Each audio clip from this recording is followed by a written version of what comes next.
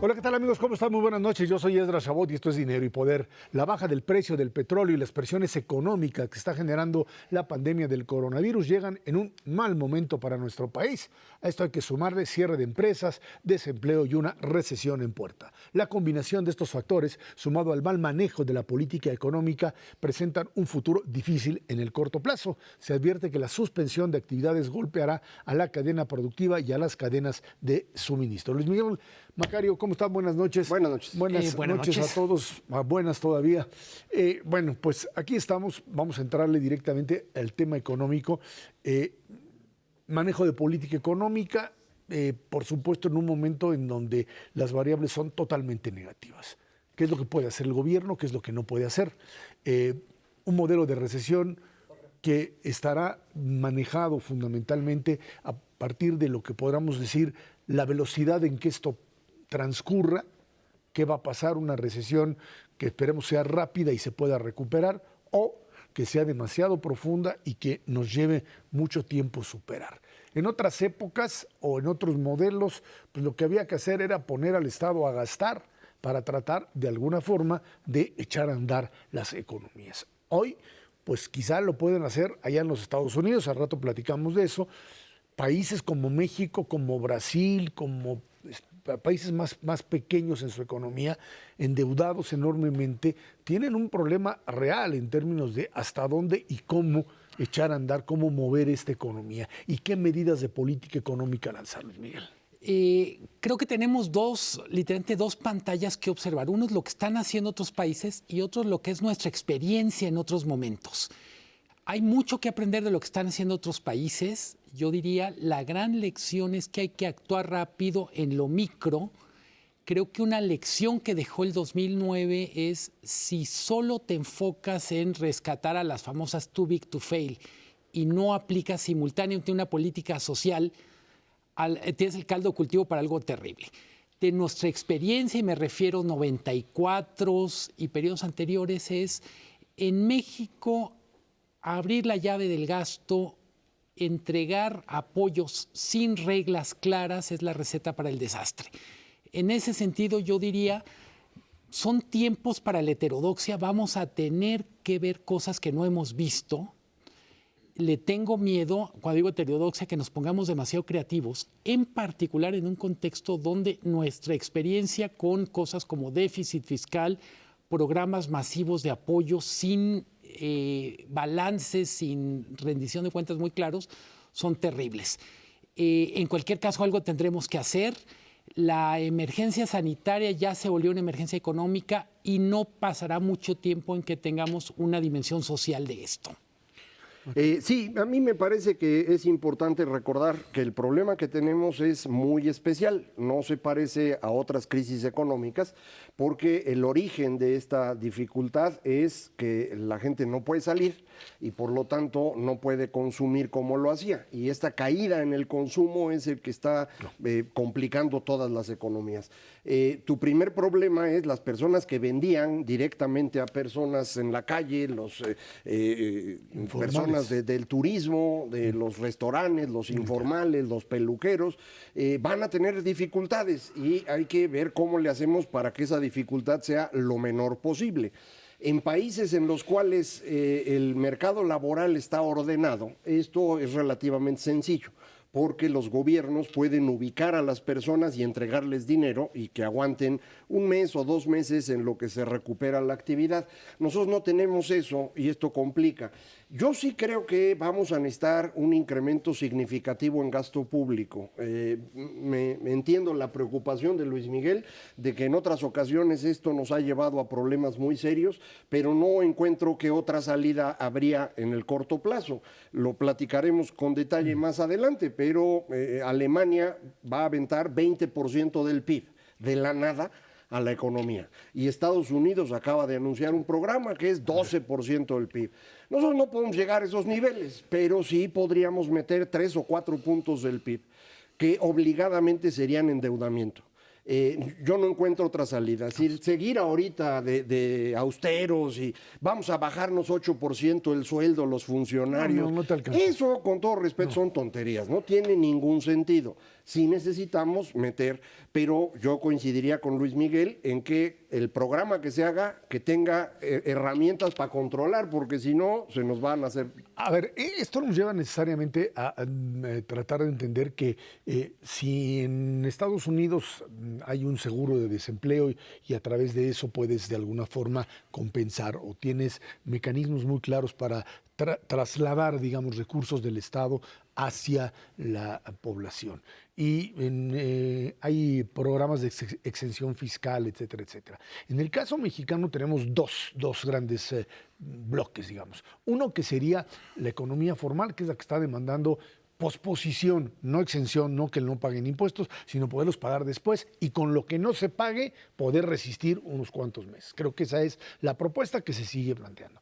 Para el sector informal, que no lo podemos encontrar, pero que ahí está, tenemos que, pues ahora sí que, yo te entiendo de no volverse creativos, pero hay que encontrar algún mecanismo que pues lo tenías anteriormente en programas como Progresa, Prospera, etcétera, en donde por lo menos los tenías identificados, porque si no, pues ¿cómo le haces? ¿Cómo distribuyes dinero? Sea deuda o sea, no sé, lo que sea, Luis Miguel. Quiero refrasear, sí tenemos que ponernos creativos, pero no tanto.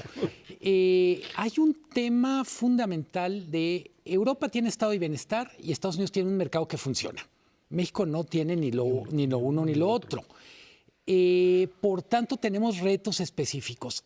México no tiene un nivel de endeudamiento excesivo, pero no tiene una buena calificación en los mercados. Es decir, cuando digo no tiene un nivel de endeudamiento excesivo, estamos en los, digamos, alrededor del 50% del PIB. Sí, depende de cómo lo midamos, etcétera. Te da margen para endeudarte, pero poquito. Pero no te da margen para hacer tonterías. Y en ese sentido, lo que estamos viendo en otros países me parece que es lo correcto. Hay una primera etapa que es de contención de la crisis. Todavía nadie está hablando de dinero para recuperación. Es cómo mitigamos el daño a personas que no están pudiendo hacer sus actividades normales. Los primeros comentarios ya serios sobre lo que está haciendo Estados Unidos dicen, después de este tiene que venir un paquete de recuperación. Este paquete es solo para que la gente que literalmente está siendo atropellada por el coronavirus pueda salir adelante durante 1, 2, 3 meses, lo que sea necesario. Se va a necesitar otro paquete de recuperación. Por eso también es bien importante partir del supuesto que tendremos recursos escasos y los tenemos que administrar bien a lo largo del tiempo. No nos podemos acabar el poco o mucho presupuesto que se destine solo para la emergencia sanitaria y la crisis económica que esta puede generar. Necesitaremos un presupuesto diferente con otras características para recuperación. Yo creo que es importante fortalecer lo que acaba de decir Luis Miguel con algunos numeritos, porque, por ejemplo, Alemania va a meter 20% del PIB, que va a ser endeudamiento, y Estados Unidos 12%, que es endeudamiento. Y dice uno, bueno, pero tienen deudas de 100% del PIB. ¿Cómo es posible que puedan incrementarla y no pase nada? Porque en esos países recaudan 30% del PIB cada año. Entonces, con eso les alcanza para pagar. Nosotros en México recaudamos, cuando nos va bien, 14. Entonces, con 14, pues puedes pagar, digamos, el triple de lo que recaudas, que es 50, 42 de hecho.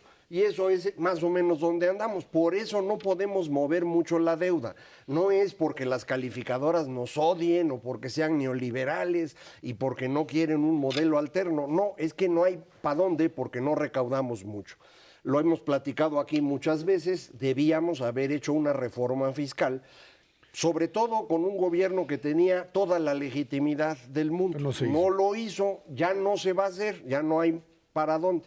Entonces, ¿cómo puedes endeudarte por 3 o 4 puntos del PIB para entregarle a la gente sin que parezca que te estás volviendo loco? Yo creo que es más o menos sencillo. Tendrías al mismo tiempo que decir, miren, los proyectos que yo iba a hacer, ya no los voy a hacer. No voy a hacer la refinería, no voy a hacer el Tren Maya, no voy a hacer el transísmico de momento. Voy a dejar de entregar dinero a lo tarugo y ahora lo voy a mover a través de estos programas que son para que la gente aguante los 2 o 3 meses que va a haber baja actividad. Yo creo que si haces eso, vas a tener una buena respuesta en los mercados. Pero si tú ahorita empiezas a contratar deuda y sigues tirando dinero en Pemex, pues nadie va a creer que vas a pagar. Y la cantidad que se tira en Pemex es verdaderamente grande. Estuve haciendo números ayer, antier. Este año es probable que Pemex pierda 750,000 millones de pesos en pura operación, debido a las diferencias de precio. Todo el mundo dice, no, pero es que el gobierno tiene coberturas para vender el petróleo. No sabemos cuánto. Pues no sabemos cuánto, no sabemos cómo las compró, y el que las compró fue Hacienda, no Pemex. Entonces el dinero que pierde Pemex, lo pierde Pemex. Y no hay de dónde financiarlo. Entonces, si tú sigues tirando ahí, pues nadie te va a querer prestar, mano.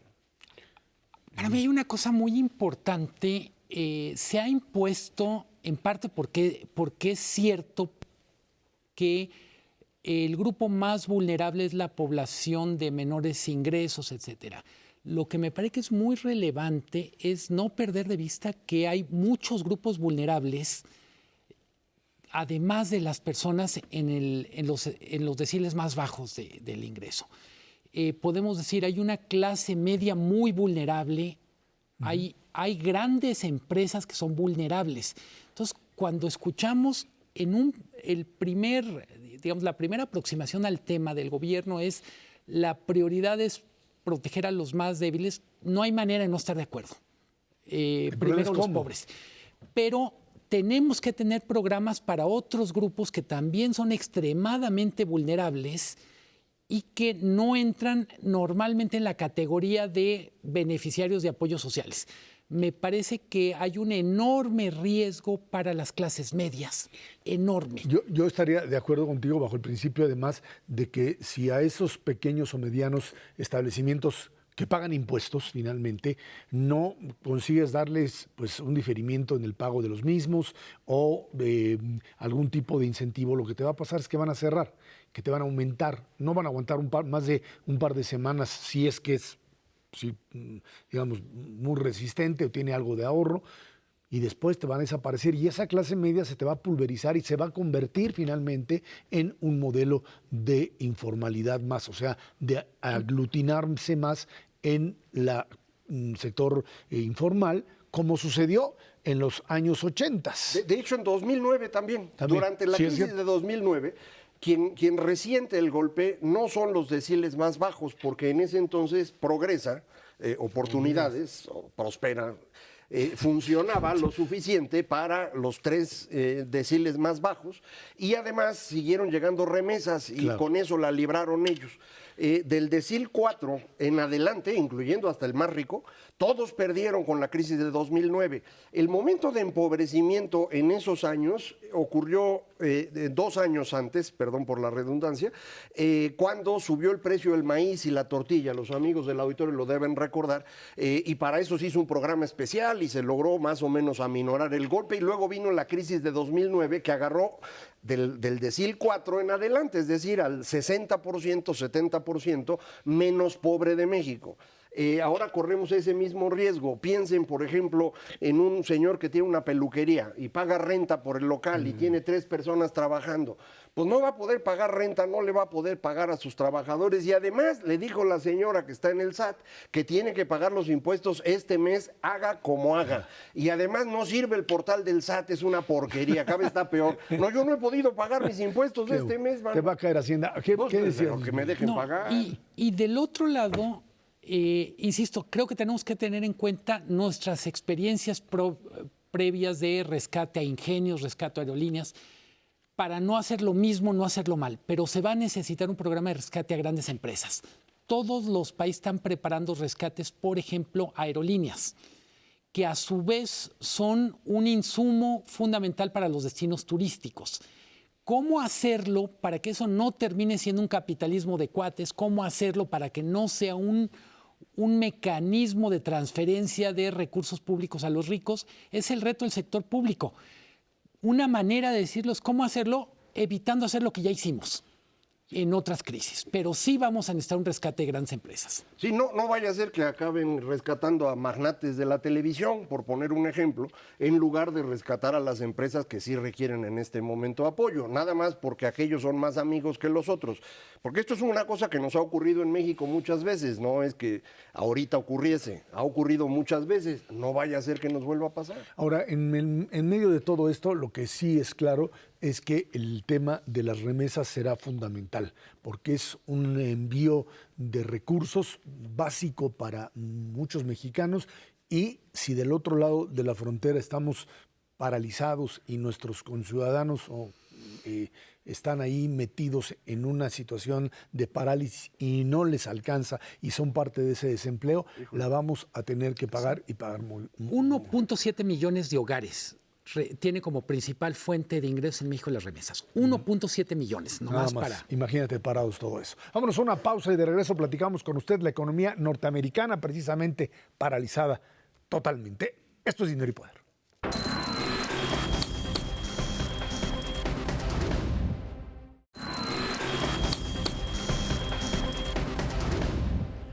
Estados Unidos tampoco la tiene fácil. En medio de la crisis económica y con una recesión enfrente, los datos de desempleo se dispararon la semana pasada. Los estadounidenses que solicitaron subsidio aumentaron a una tasa récord de 3.280.000 tras el cierre de empresas y el despido de trabajadores, con medidas contra la propagación del propio coronavirus. Mientras tanto, aquí en México, en febrero pasado, se registró la tasa de subocupación más alta en los últimos 8 años, 9.3%, de acuerdo al INEGI. Cifras devastadoras, dirían algunos. Hoy los mercados respondieron positivamente porque apareció también un apoyo de una cantidad de dinero que no sé, habría que compararla con la de 2009. Pues es 3 veces más grande. 3 veces más grande que la de 2009. Y en ese sentido, bueno, pues viene una recuperación de todo, de las bolsas como tal. Todavía están muy abajo frente a lo que han caído, pero una recuperación importante, de recuperación de las monedas emergentes y de las otras también, frente a un dólar, donde se supone que ese dinero, bueno, pues finalmente les va a alcanzar para evitar una situación anormal en la Unión Americana. La discusión ahí también era la misma, cómo llevar el dinero y a quién entregarle primero. El problema de las grandes corporaciones, de la gente que tiene el subsidio por desempleo y que necesita también pues, recibir una cantidad todavía mayor, frente además lo que sucede en una Europa verdaderamente devastada, con diferencias sustanciales entre Alemania e Italia, básicamente de cómo tratar el tema del coronavirus. Economías que, como la norteamericana, si finalmente ese dinero en Estados Unidos consigue en 1 o 2 meses estabilizar algo, sería para México un enorme respiro, básicamente tanto por la manufactura como por las propias remesas, Luis Miguel. Me parece muy relevante esto último que dices, Ezra. Para México es fundamental que Estados Unidos se estabilice. No es lo mismo transitar 2020 en un contexto de Estados Unidos como licuadora a un Estados Unidos ya mandando señales de, vamos a decir, de estabilidad y fortaleza. Creo que el dato de desempleo que se dio a conocer el jueves tiene una cosa también muy relevante. Nos permite ya no solo hablar de mercados de dinero, de mercados de acciones, y ya empezar a hablar de mercado laboral. La cifra, nomás para poner en perspectiva, en promedio 220,000 estadounidenses solicitan su protección por desempleo cada semana. En este momento son 3.2 millones. O sea, se multiplicó prácticamente por 14 el número de personas que nunca desde 1967 que se tiene ese registro había ocurrido. ¿Qué nos está diciendo? Estamos entrando, no lo digo yo, los propios, en Estados Unidos es una especie de economía de guerra. ¿En qué sentido? La economía no está funcionando bien, el motor de la economía, que es el consumo, lo decía hace rato Macario, está parado, no sabemos cuándo se va a poder accionar y la propia producción no tiene mucho sentido. Me parece que es una buena metáfora de lo que está pasando. General Motors está tratando de reconvertir sus plantas de coches para hacer ventiladores o respiradores. Y fábricas de perfumes están tratando de hacer geles antibacteriales. Eso es economía de guerra en buena medida porque quien quiere producir algo que no sea estrictamente necesario, simplemente no tiene mercado ni gente que se desplace para comprarlo. El tamaño del golpe es espectacular, acaba de decir ahorita Luis Miguel, 14 veces más de lo que es normal, pero también para que los amigos lo dimensionen, el punto más alto que había ocurrido en ocasiones anteriores había sido de 671,000 solicitudes en septiembre de 1982 y en octubre de 2009 tuvimos un incremento de 669,000. Es decir, son los 2 puntos más altos que había habido en toda la historia de Estados Unidos y los 2 son 3 veces más chicos que lo de ahorita o 4 veces más chicos. Entonces, estás hablando de una cosa espectacular. 2 de cada 100 estadounidenses perdieron su empleo en esta semana. O sea, 1 de cada 50 estadounidenses perdió su empleo en esta semana. Ese es un número brutal. ¿Cómo reactivas esa economía? Pues nadie sabe. De momento lo que dicen es, pues vamos a tratar de que nadie se nos muera ahorita de hambre. Ponle un parche a la barca. Ponle un parchezote, que es el que decíamos, ¿no? Los 2 trillones de dólares que están metiendo, y con esto detenemos la caída. Y luego vemos cómo la reactivamos. Entonces, nomás para que puedan observar, ¿cuántos de esos serán mexicanos o parientes de mexicanos que mandaban lana? Pues yo creo que casi todos, mano. ¿Por qué? Porque nuestros compatriotas están allá trabajando en una cantidad muy importante en los servicios, en particular en comida, por ejemplo, ¿no? Es decir, yo creo que todo el mundo lo sabe, en Nueva York, no importa a qué restaurante vayas, todos los cocineros son poblanos. Si el restaurante es japonés o es turco o es francés, no importa, el cocinero es poblano. Y todos ellos ahorita no van a tener ingresos. Entonces no van a poder mandarle a la gente aquí y este va a ser un golpe muy duro. Sí se puede ubicar quienes estaban recibiendo el dinero, porque la información existe. No la tiene el gobierno, la tienen los bancos. Pero yo creo que alguien en la Secretaría de Hacienda podría hablar con los bancos y decir, oiga, consígame usted los nombres de quienes estaban recibiendo remesas los últimos 3 meses y yo les pongo la lana. ¿Por qué? Porque la van a necesitar. Es decir, es el tipo de cosas que hay que hacer. Esa es la creatividad que necesitas hoy. Tenemos, por ejemplo, en prácticamente todas las ciudades del país, gobiernos que controlan a la economía informal y lo hacían para extraerles votos y dinero, ¿no? Es una forma de extorsionarlos. O sea que tienen los padrones de la economía informal. Usen esos padrones para repartirle a cada quien una lana. Que no tiene que ser mucho, puede ser un salario mínimo, 3,000 pesos. Con eso les puede alcanzar para sobrevivir 3 semanas o 4 semanas y dentro de un mes les damos otro tanto. ¿De dónde va a salir el dinero? Contraten deuda. Es que si no, de veras, esto va a ser un golpe durísimo. Si Estados Unidos, la economía más grande del planeta, perdió 1 de cada 50 empleos en una semana, pues hay que imaginarse de qué tamaño va a ser el golpe aquí. El otro tema ligado también a los Estados Unidos es el tema del ahorro. O sea, finalmente países que lograron tener un alto nivel de ahorro hoy tienen de dónde finalmente extraer y de ahí pues tratar de sobrevivir. Una de las partes débiles también de la economía mexicana.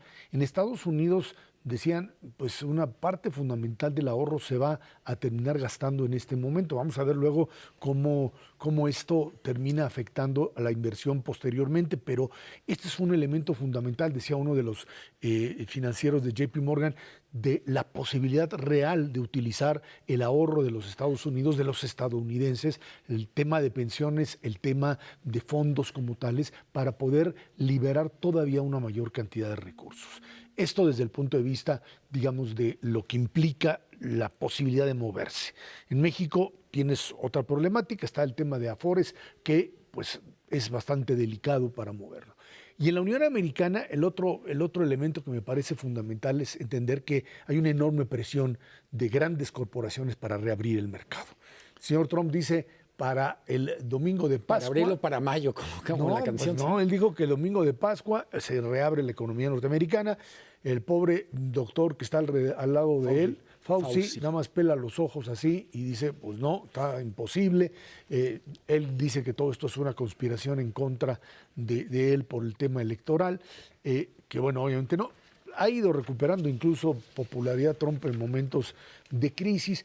Ahí están 2 elementos. Por un lado, la presión para reabrir economía. Por otro lado, el tema de ahorro como un elemento que puede beneficiar a una parte fundamental o ayudar a una parte fundamental. Aquellos que pues no ahorramos, ahora sí que como la cigarra y la hormiga, ahí andamos perdiendo prácticamente todo. Yo enfatizaría una cosa. Hasta ahora la crisis del coronavirus ha tocado, con la excepción de Irán, en países desarrollados.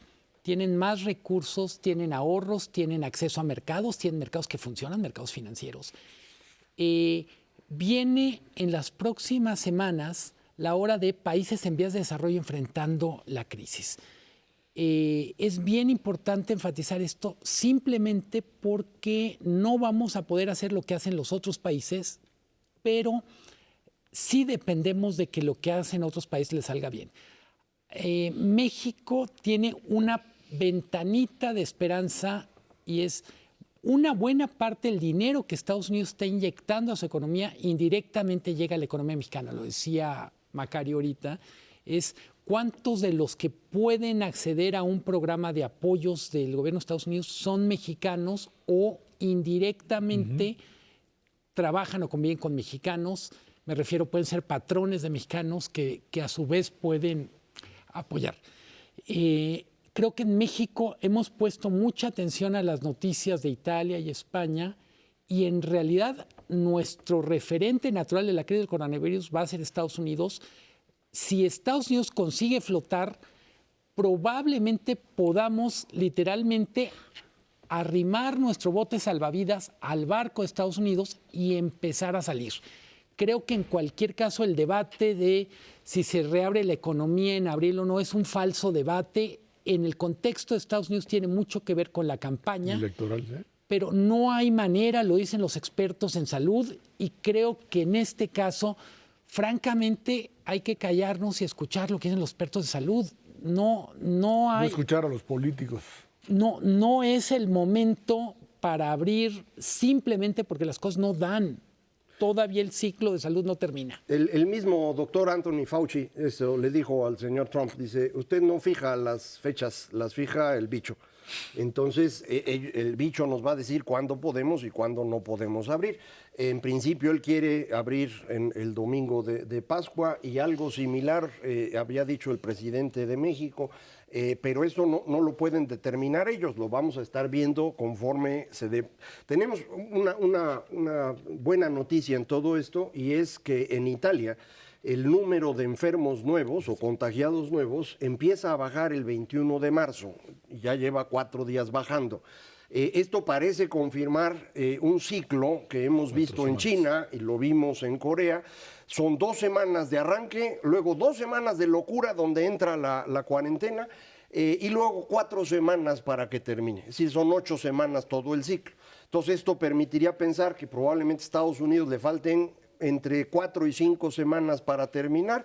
Estaríamos hablando de fines de abril, a lo mejor México también, pero yo creo que para todos los amigos del auditorio, si quieren planear su futuro, consideren que todo el mes de abril van a estar en su casa, no hay otra cosa. Vámonos a una pausa y de regreso hablamos de la economía mexicana, hasta dónde la caída, hasta dónde la posibilidad de recuperación. Esto es Dinero y Poder.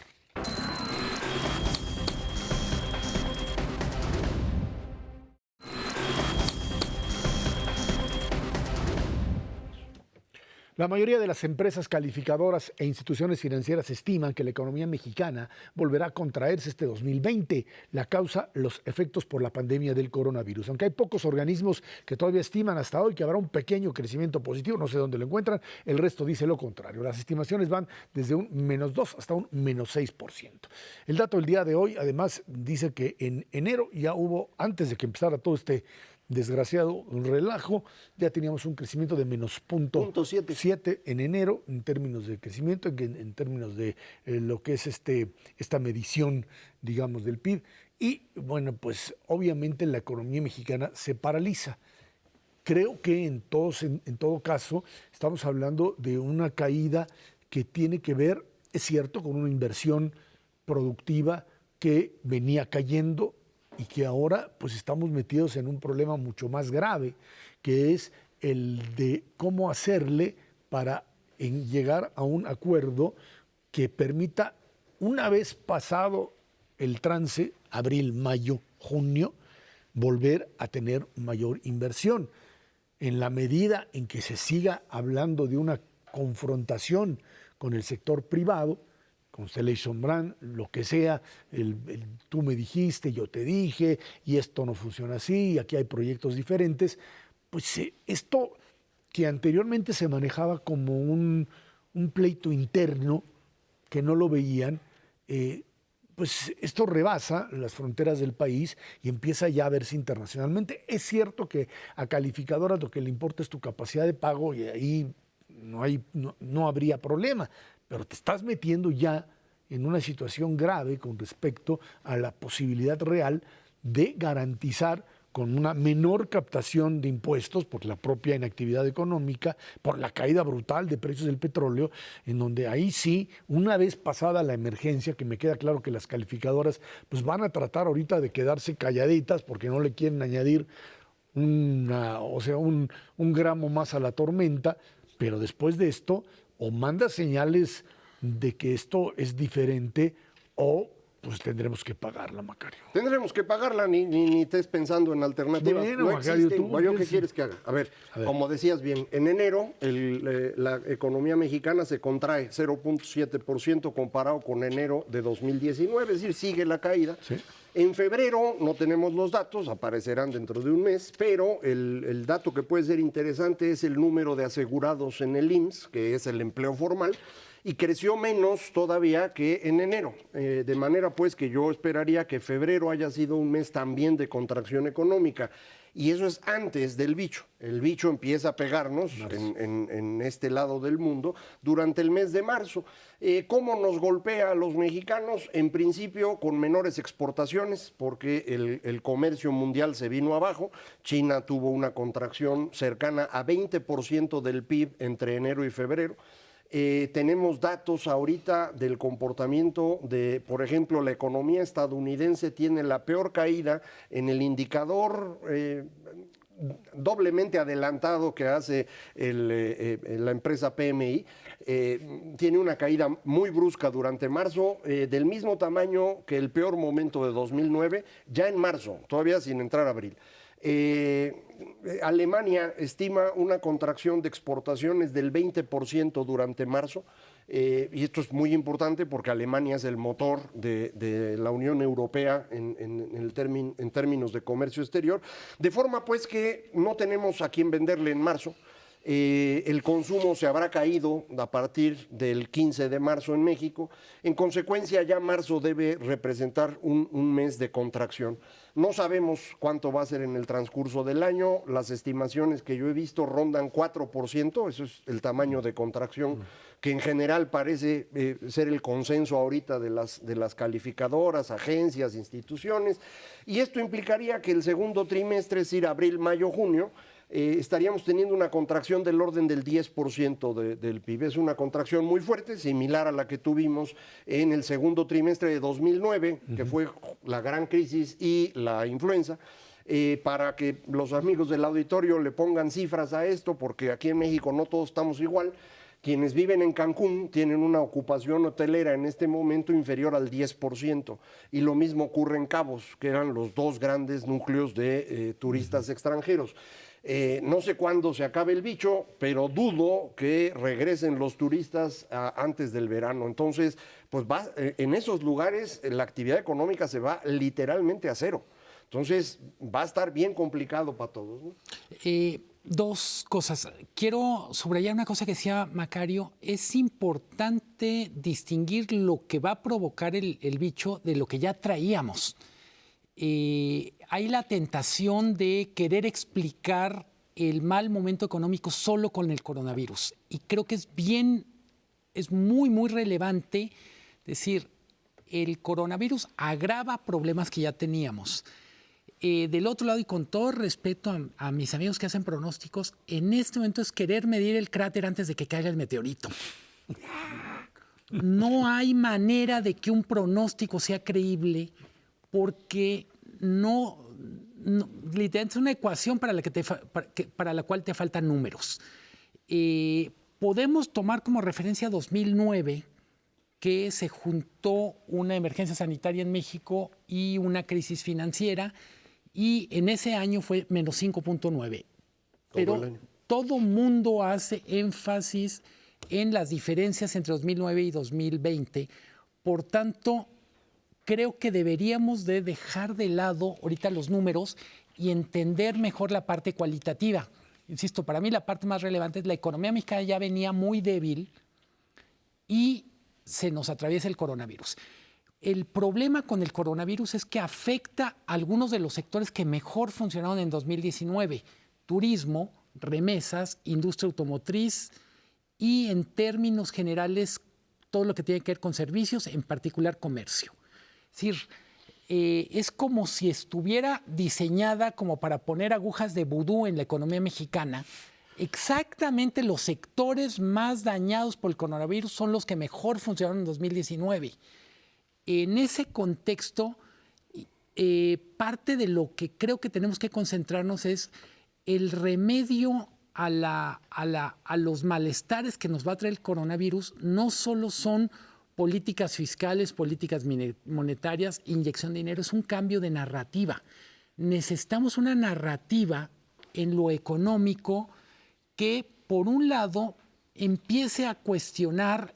Cuando digo cuestionar no quiere decir crucificar, etcétera, los grandes proyectos. En algún momento tenían sentido pensar en el Tren Maya, en el transísmico. Yo creo que la refinería nunca tuvo sentido, pero es otra cosa. Pero en cualquier caso, decir, si se tienen que abandonar o poner en pausa, no es que sea una derrota del presidente o de la 4T, es un asunto de emergencia. Es toda proporción. Si una familia tenía planeado un viaje o comprar un coche y se quedan sin chamba, pues no es una derrota del padre de familia no poder comprar el coche. Es un problema de planificación tan sencillo como eso. Y es un cambio en las circunstancias, y las circunstancias cambian de manera muy significativa, pero yo creo que tiene mucha razón Luis Miguel. Nos toma en una situación muy débil. Por ejemplo, lo de la refinería que dices, nunca tuvo sentido. Yo coincido, nunca tuvo, pero ahorita es uno de los absurdos más grandes imaginables. Por los costos. La gasolina hoy se está vendiendo a precios que eran impensables, baratísima. Por eso hoy puede usted comprar gasolina a 15 pesos, que no le digan que porque yo dije, no. Se está vendiendo en Estados Unidos baratísima, a 30 centavos el galón. Entonces, en esas condiciones, si tú pones una refinería, vas a tirar dinero, porque vas a vender la gasolina a un precio muy bajo. No tienes forma de tener el costo de producción que tiene Texas. Y además, además ni ellos están quebrando. Pero además el problema es que no sabes cuándo va a recuperarse ese precio. No puedes hacer pronósticos sobre eso porque tampoco tienes una idea sobre lo que vas a hacer. Y el otro elemento que creo que es fundamental es hasta dónde medidas financieras tienen la capacidad como para recuperar. Ya bajaste a cero la tasa, ya el Banco de México le hizo, ya le metiste dinero. Creo que las fichas ya se acabaron, ya no hay mucho más que hacer. O sea, o esto responde con este tipo de mecanismos, o yo no le encuentro, a menos que ustedes conozcan algo más que se pueda hacer. Yo insisto, tenemos, y es real, de hecho, Robert Shiller dice, la economía es narrativa, no solo es política monetaria, no solo es política fiscal, hay una historia a través de la cual contamos la economía. Y yo creo que la 4T va a necesitar cambiar la narrativa de la economía. Insisto, creo que de parte de la oposición también se va a necesitar generosidad para aceptar el cambio de narrativa. El país lo necesita. No creo que sea el pretexto para pelearnos, para decir, ya ves, te lo dije. Pero simplemente decir, lo que estaba como historia de qué iba a ser el proyecto económico tiene que cambiar. Y es parte de lo que vamos a necesitar para salir adelante. Esto nos lleva, perdón Macario, esto nos lleva a la necesidad de lo que podría ser un nuevo, entre comillas, pacto por México. O sea, un nuevo acuerdo nacional con respecto a qué se puede hacer y qué no se puede hacer después de superar la emergencia, porque de lo contrario creo que el problema de la recuperación será muy difícil de superar. Dos detallitos nada más en esto, sobre esta cuestión que dice Luis Miguel, de Robert Shiller, de que la narrativa es importante. En economía se ha estudiado mucho esto y se le llama la credibilidad de la política económica. No tienes que llevar a cabo la medida, basta que la anuncies. Si eres creíble, la economía se mueve contigo. Tu problema es cuando no eres creíble. Es decir, cuando tú ya echaste a perder la credibilidad durante un rato y dices algo, pues la gente no te va a creer. Y para hacer un pacto, el que tú quieras, lo que necesitas es tender puentes. Si tú lo que has hecho durante un buen rato es dinamitar puentes, insultar a los adversarios. Tienes que cambiar eso. Eso es lo que vamos a tener que ver que cambia. Si cambia eso, creo que tendríamos posibilidades. Sí, el pacto implica generosidad de todos. Sí. Empezando por quien tiene más responsabilidades. Sí, la responsabilidad es ponderada, también hay que decirlo, y es en proporción al poder, en algunos casos poder político y en otros poder económico. Sí. No podemos seguir haciendo lo mismo, en parte porque los números ya no daban, y segundo, porque el coronavirus literalmente le puso los clavos al ataúd. Vámonos a una pausa y de regreso platicamos con usted sobre la reunión el día de hoy del Grupo de los 20, por supuesto a través de mecanismos virtuales. ¿Qué fue lo que pasó ahí? Esto es Dinero y Poder.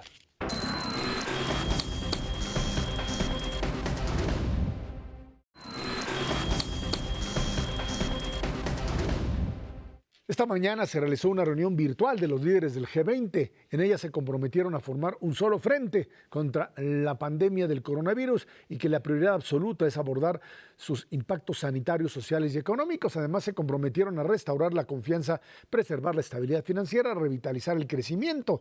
Manifestaron su compromiso para resolver las interrupciones en la cadena de suministro a nivel mundial y pidieron a los ministros de Finanzas y gobernadores de bancos centrales que se coordinen regularmente y con organizaciones internacionales para desarrollar un plan de respuesta ante la pandemia.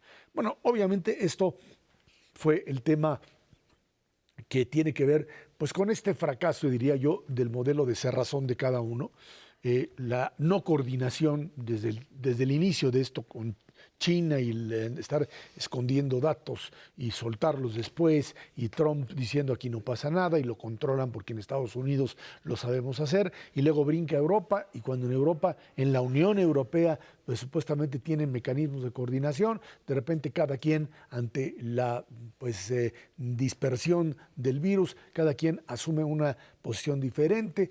El propio Boris Johnson en la Gran Bretaña, que primero había dicho, pues no, aquí nos vamos despacito, no pasa nada, y de repente le cayó la bomba y tuvo que cerrar totalmente a la Gran Bretaña frente a lo que ellos llaman el continente.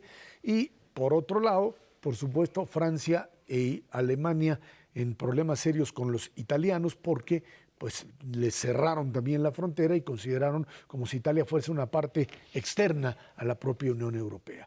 Modelos de cerrazón nacional que fracasan y de un multilateralismo que no encuentra mecanismos para tratar de resolverlo. Y creo que, bueno, pues ahí está la demanda que hoy se hace de que esto tenga mecanismos de coordinación, haya respuestas desde el punto de vista sanitario para todos. Y algo que pues en otra ocasión hubiésemos pensado, habría una Organización Mundial de la Salud como elemento coordinador y que hoy es sálvese el que pueda, Luis Miguel. Se necesita más que una reunión virtual para resolver el reto de coordinación, y tenemos como referente 2009. En 2009 estalla la crisis financiera, los bancos centrales, los tres grandes bancos centrales, en ese momento China no contaba, pero era Europa, Japón, Estados Unidos, literalmente en cuestión de días se habían puesto de acuerdo. No es que tuvieran la receta, pero sabían que tenían que trabajar juntos. Ahora, yo digo, la reunión es una puesta en escena de la frustración, pero todavía vamos a necesitar mucho más multilateralismo. Yo diría que sigue siendo más fuerte la tentación de resolver las cosas cada quien a su modo de nacionalismos que la voluntad de trabajar en común. El sentido común nos diría, no hay manera de resolver esto si no hay un trabajo coordinado en el mundo, pero lo que nos dicen los primeros días, las primeras semanas de la crisis del coronavirus está en crisis el multilateralismo, puede ser una de las grandes víctimas. Ahora que se está poniendo de moda estos artículos de El mundo después del coronavirus, un escenario bastante probable, una apuesta relativamente segura, es el mundo después del coronavirus va a estar lleno de nacionalismos y no de un multilateralismo fortalecido. Esto es igual que lo que dijo de los pronósticos económicos. Está midiendo el cráter y todavía no cae el meteorito. Tampoco sabemos con certeza. Yo creo que es una buena aproximación la que acaba de hacer Luis Miguel, pero tampoco sabemos exactamente qué va a pasar. Yo lo veo un poquito distinto, no es contrapuesto, es un poquito distinto. Creo que en el mundo hay hoy 4 tipos de sistema político y cada uno de ellos hizo una cosa distinta frente al bicho y ha provocado, me parece, esta ruptura del multilateralismo y no sé cómo se va a resolver. Están gobiernos profundamente autoritarios, como es el caso de China, que la solución es muy sencilla. El gobierno toma control, mete a la gente en sus casas, el que sale literalmente se muere, los controla con el celular y se acabó el asunto. Luego están las democracias que yo llamo conservadoras, que son las asiáticas, Corea, Singapur, Hong Kong, bueno, Hong Kong ya no existe, Taiwán y Japón, en donde hay cierto control del Estado, pero no es tan duro como el chino, pero sigue siendo un control importante. Luego tenemos democracias liberales, que son las que conocimos por mucho tiempo, de las cuales hoy yo mencionaría Francia y Alemania, y desde hace una semana también a Gran Bretaña, que toman decisiones que van conjuntando solución al bicho con solución económica desde el principio. Y luego tenemos los populismos. Ese es Italia, es España, es Estados Unidos, Brasil, México y otro montón. Y ahí todos los líderes se hicieron tarugos, todos dijeron, no, aquí no va a pasar, mira que nos esperamos, y cuando les pega el golpe, les pega mucho más duro. Y creo que eso está un poco detrás de la respuesta de Francia y Alemania a lo que pasa en Italia. Le dicen, mira, tú te has gastado todo el dinero del mundo en la Unión Europea, tienes un déficit inmenso y te lo hemos perdonado. Pero ahora sí que lo del bicho no te lo vamos a perdonar y yo me voy a quedar con mis mascarillas y con mis ventiladores. Puede ser que uno considere que es una respuesta mala onda, pues sí, pero también tiene parte de sentido. Es decir, la señora Merkel tiene que responderle a los alemanes y no les puede decir, mira, pues sí, se van a morir aquí los viejitos porque se los mandamos a los italianos. No está tan sencillo. Sobre todo cuando sabes que los italianos llevan un buen rato sin poder tener gobierno. Cuando tú ves lo que hizo el señor Pedro Sánchez en España, pues es difícil que alguien lo defienda. Lo mismo el señor Trump, lo mismo Bolsonaro y lo mismo aquí. Entonces, estas diferencias en las formas de gobierno creo que están poniendo en tensión efectivamente el multilateralismo, pero honestamente no sé en qué dirección se va a mover. A mí me preocupa que en todos los países populistas esto puede convertirse en un problema social. A diferencia de lo que pasó en China o lo que pasó en las democracias conservadoras o incluso en Francia y Alemania, acá sí se nos puede hacer un desorden. Y acá quiere decir también Estados Unidos. Quiero llamar la atención. Hablamos de multilateralismo y me gustaría hacer una cosa un poco más chica, que es cooperación entre países. Y tenemos un ejemplo a la mano, Tijuana y San Diego. Tijuana y San Diego son literalmente una sola unidad económico y social separada por una frontera que van a poner a prueba la colaboración, etcétera, en esta crisis. Y lo que tenemos es que literalmente hay 2 maneras diferentes de enfocar el tema del coronavirus, entre otras cosas porque son 2 diferentes sistemas de salud. San Diego tiene mucho más mediciones, más toma de muestras, en el caso del coronavirus, lo que tiene Tijuana, pero hay 35,000 mexicanos que pasan de Tijuana a San Diego todos los días a trabajar. Entonces, pongo este comentario en la mesa simplemente para decir, multilateralismo suena a una cosa como intergaláctica, como si estuviéramos viendo estas reuniones entre planetas de Star Wars. Pero hay retos muy concretos que es administrar fronteras. Y México y Estados Unidos tienen aproximadamente 11 ciudades grandes, binacionales a lo largo de la frontera. Para México eso es un reto y si lo queremos ver, ahora que descubrimos la frontera sur, también tendremos retos para administrar la relación con Guatemala en un contexto de crisis sanitaria. Es que es el problema de administrar fronteras que tienen entre países que tienen niveles de desarrollo totalmente desigual. Y ese es tu problema. Mientras uno puede tener un sistema de salud perfectamente integrado o con lo que tú quieras, capacidad de respuesta, de realizar pruebas y otro que no. Hablo Y de reglas del juego diferentes, no solo niveles de desarrollo. tienes tienen reglas de juego diferentes. El caso italiano incluso, o sea, la forma en la que se organiza Italia frente a los modelos francés y alemán, te generan este tipo de situación que en un momento de crisis tiene que plantearse. ¿Cuál sería el próximo escenario? Pues no lo sé, pero me queda claro que el tema salud y salud a nivel de una respuesta mundial después de esto tendrá que manejarse en líneas totalmente diferentes. O sea, el mundo no puede darse el lujo de volver a repetir esto. O sea, no es ni siquiera como el tema de la influenza, no es el tema de que a ver cuándo saco la medicina y el próximo año y medio la vacuna. Aquí hay un problema de sistemas de salud, de rentabilidad, de capacidad de respuesta, que o los resuelves después de esto o el próximo te mata. Sí, pero ya lo habíamos todos. resuelto, ¿eh? En 2003 tuvimos un brote de coronavirus también, que es el SARS, Sí. y como en esa ocasión se avisó a tiempo y se actuó a tiempo, se pudo controlar y no pasó nada. Ahora no avisaron a tiempo y ese fue parte del problema. Entonces sí tenemos cómo resolver, tampoco es una cosa del otro mundo. El asunto es que va a tener que convertirse en una especie de política global, el tener un sistema de información epidemiológico que sí funcione. Y eso va a ser una gran cosa. A ver qué más se les ocurre que podamos hacer, pero mientras, ahorita con que no se nos vengan abajo las sociedades, yo me doy por bien servido.